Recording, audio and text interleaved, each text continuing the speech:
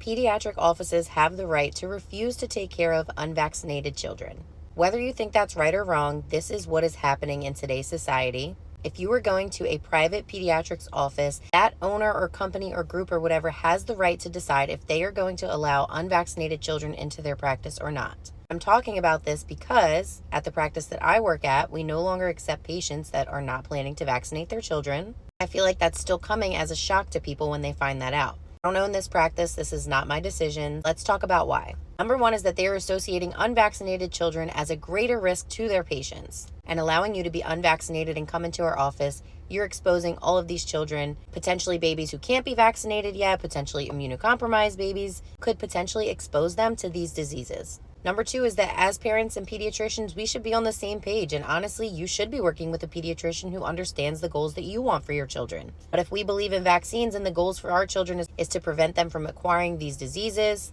and if that means staying on vaccine schedule and we just don't agree with that, really maybe we aren't the best fit.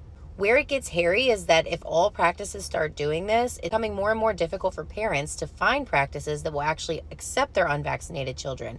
And that's where I, as a provider, start to lose the morality behind this stance, because I get it. I understand. I want to protect my patients. I'm also for vaccines. So obviously I want you guys to be vaccinated. I want to protect your children. But me personally, I just feel like if we are dismissing you from a practice or we're not accepting you because you don't vaccinate, is anyone seeing this kid? So that's where I get nervous that we're going to end up with a bunch of children that are under no supervision of any healthcare professionals at all.